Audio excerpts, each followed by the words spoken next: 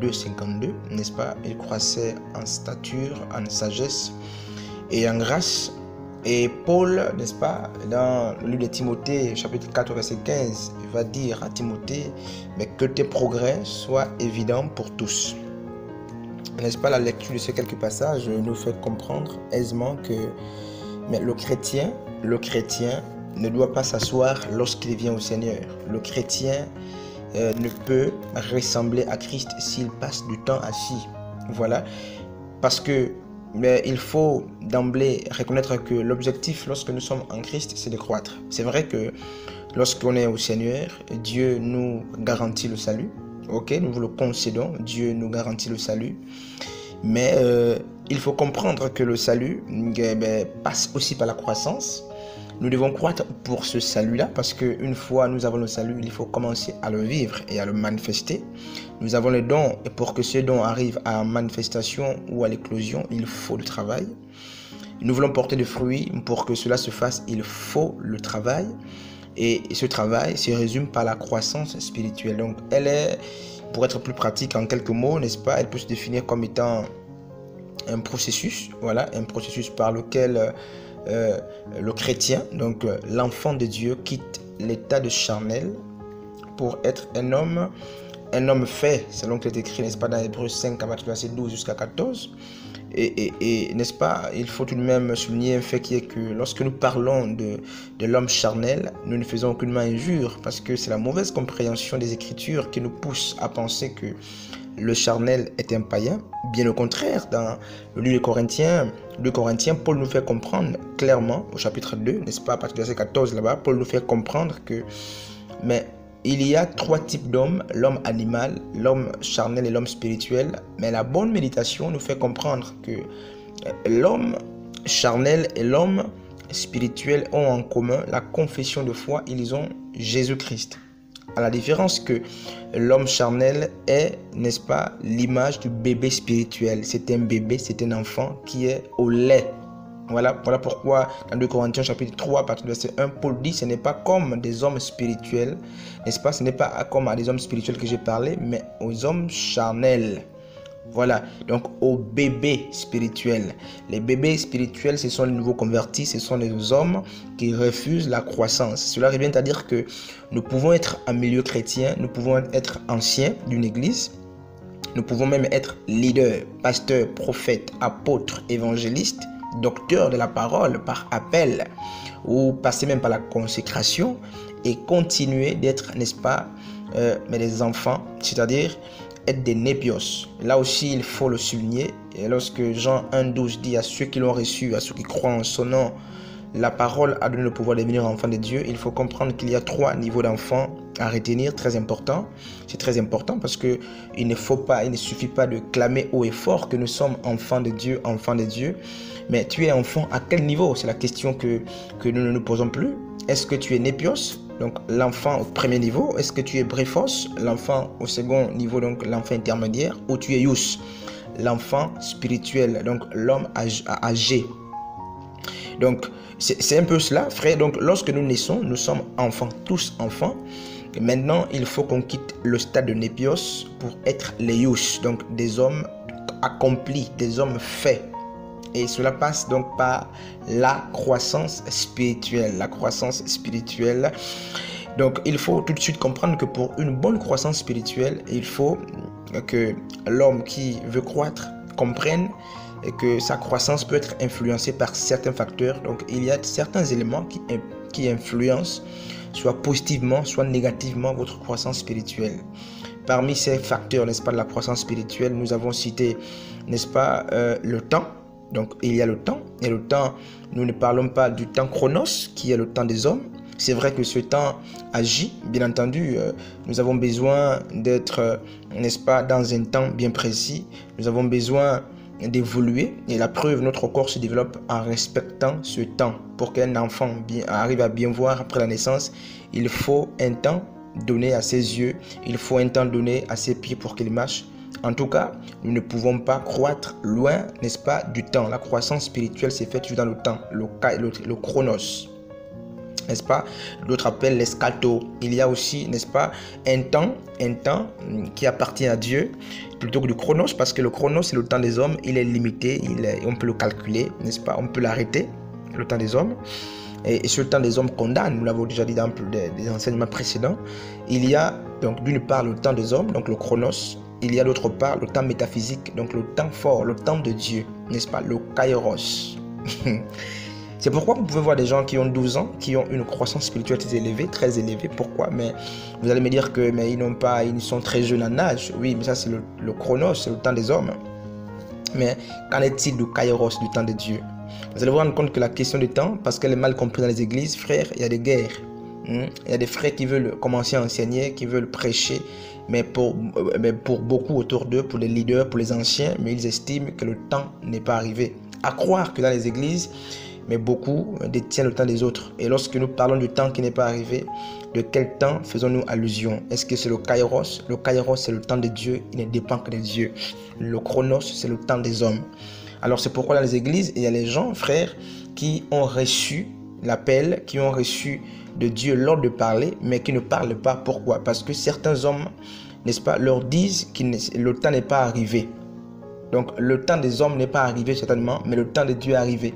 Et il faut comprendre que lorsque le temps de Dieu arrive, frère, mais il n'y a plus d'obstacle, on parle. Si vous êtes appelé à parler, frère, si longtemps le chronos, le temps des hommes vous a tenu captif, quand le kairos, le temps de Dieu arrive, vous parlerez. Donc il y a le temps qui est un premier facteur, il y a l'espace, n'est-ce pas? Vous évoluez, vous croissez dans un milieu, n'est-ce pas? Si le milieu dans lequel vous évoluez ne vous permet pas de croître, mais frère, vous allez diminuer. Vous pourrez faire 5 ans dans une assemblée, mais vous êtes népios, c'est-à-dire un enfant spirituel.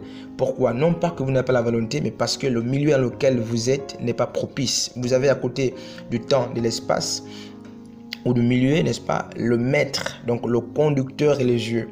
Frères et sœurs, je le dis humblement, non pas pour faire injure ou pour attaquer, il y a une prolifération d'églises ici et là.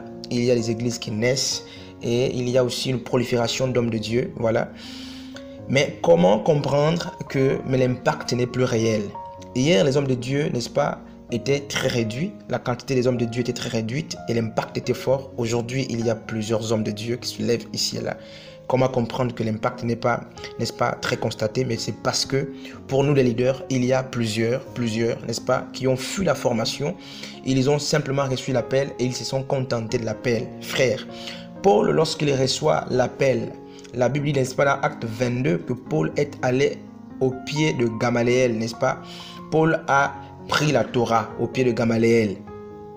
Et il faut comprendre que même les disciples ont grandi au pied du maître.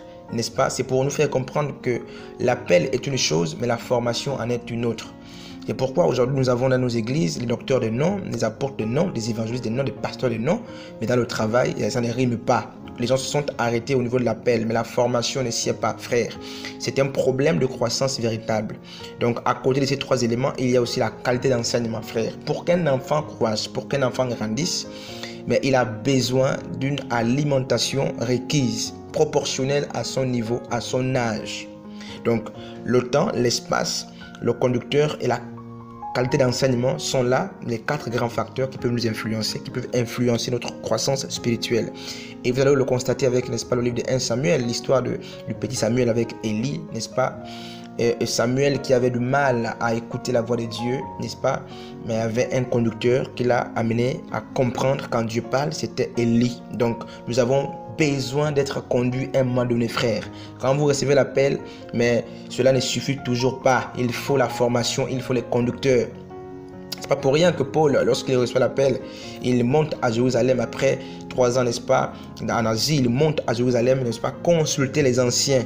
Voilà, c'est très important de se faire former lorsqu'on a reçu, n'est-ce pas, l'appel de Dieu. Voilà, donc tout de suite, vous comprenez qu'après l'appel, il y a, n'est-ce pas, des domaines de la croissance spirituelle. Lorsqu'on est chrétien, mais on ne croit pas spirituellement parce qu'on commence à mettre en exergue les dons spirituels qu'on a reçus. Les gens commencent à chanter ici et là, ils commencent à jouer au piano, ils consacrent leur temps pour cela, mais à copier, n'est-ce pas, à imiter, puis ils aiguisent les dons, c'est très bien, ils aiguisent les talents, c'est très bien, mais je crois n'est-ce pas, qu'il y a des domaines prioritaires dans la croissance, n'est-ce pas, du chrétien.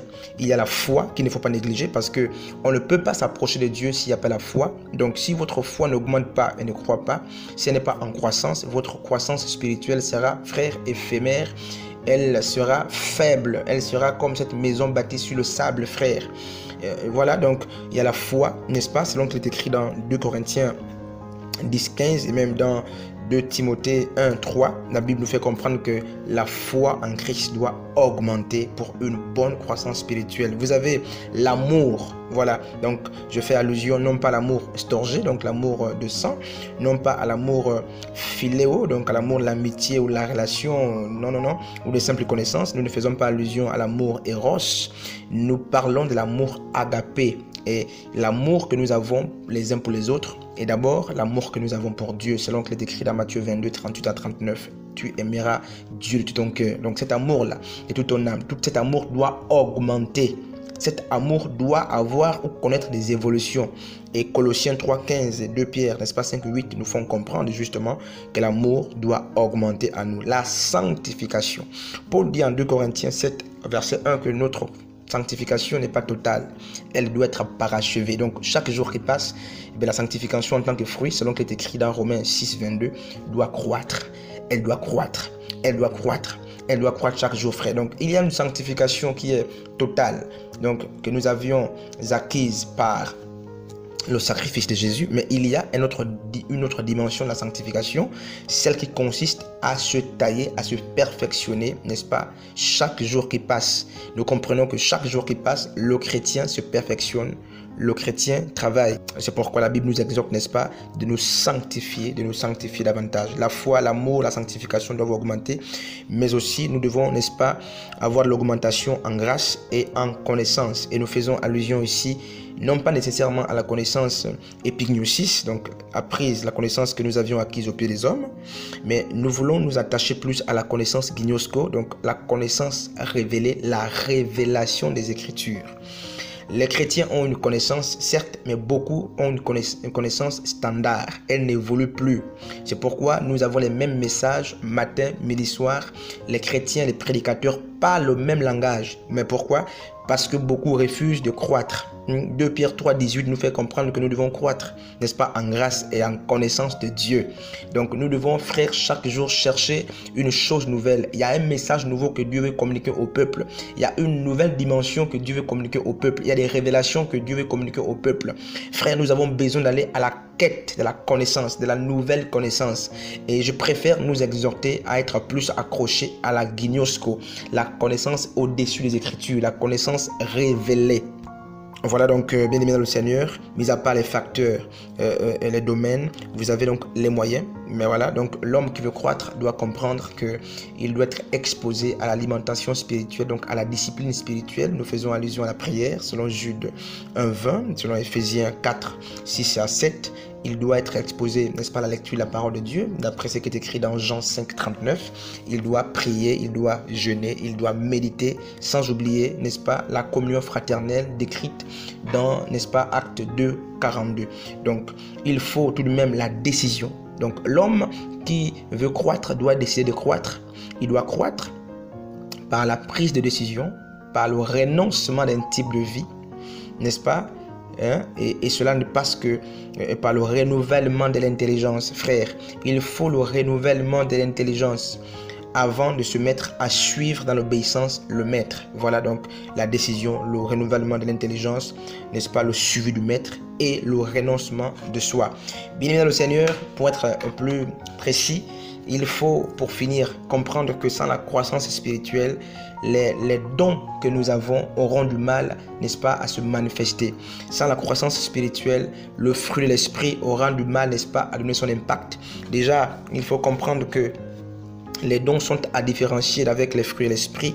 Les fruits sont la nature du Saint-Esprit. Les fruits nous permettent, n'est-ce pas, nous permettent d'être identifiés. C'est notre identification. C'est l'œuvre, c'est la vie du Saint-Esprit reconnue en nous. Alors que les dons ne nous servent que à, n'est-ce pas, à témoigner Christ. Les dons sont donnés à tout le monde, justement. Et les dons sont gratuits, il faut le rappeler. Même si beaucoup estiment qu'ils ont travaillé pour aiguiser, mais à la base, les dons sont donnés gratuitement, sans le consentement de l'homme, sans le travail de l'homme. Maintenant, pour que ces dons, n'est-ce pas, arrivent à la manifestation, il faut la croissance. Pour que l'homme arrive à connaître qu'il est pasteur, qu'il est appelé à prophétiser, mais il faut qu'il passe par ce processus incontournable et indéniable de la parole de Dieu, recommandé par Jésus-Christ, en vue de ressembler au Maître, n'est-ce pas, en vue d'atteindre la mesure de la stature parfaite de Jésus-Christ, selon qu'il est écrit en Éphésiens 4:13, l'homme doit croître, il doit croître. Donc ce sont les fruits de l'esprit qui commandent les dons. Pourquoi? L'homme qui a le don de guérison et qui n'a pas l'amour en tant que fruit, frère, aura du mal à mettre en exergue ou en manifestation son don. Voilà, donc les dons de l'esprit, mais nous aident lorsque nous avons connu le processus de la croissance. Ces dons de l'esprit nous aident, n'est-ce pas? Jean dit les fruits de l'esprit nous aident à mettre en musique, n'est-ce pas, les dons de l'esprit que nous avons reçus. Et ce sont les dons de l'esprit, ce sont les fruits de l'esprit qui nous distinguent du monde. Rappelons-nous que le diable peut tout donner aux hommes, même les dons spirituels. Le diable en donne. Mais le fruit de l'esprit, n'est-ce pas, de Dieu, le diable ne peut aucunement vous le donner, si ce n'est le ministère de l'aiguisme. Voilà, donc vous ne serez pas sauvés parce que vous avez les fruits, les dons de l'esprit. Vous ne serez pas sauvés parce que vous avez opéré des miracles. Et d'ailleurs, Matthieu 7 nous dit de nous en méfier parce que beaucoup iront en enfer après avoir opéré des miracles. Mais vous serez sauvés parce que vous avez produit les fruits dignes, n'est-ce pas, de la repentance, selon que Jean-Baptiste l'a aussi souligné, n'est-ce pas, dans Matthieu 3. Voilà, donc il y a des bénéfices dans la croissance, c'est porter des fruits de l'esprit en abondance et développer tout de même, n'est-ce pas, la capacité de juger et de discerner. Voilà, nous sommes à une heure où la nuit est avancée, une heure où il y a ici la prolifération des fausses doctrines, et pour en juger, mes frères, pour discerner, il faut des hommes mûrs, donc des yous. Il faut des hommes mûrs, et pour arriver à la maturité, mais il faut passer par la croissance, par la croissance. Voilà, donc en quelques mots, nous avons résumé, n'est-ce pas, ce que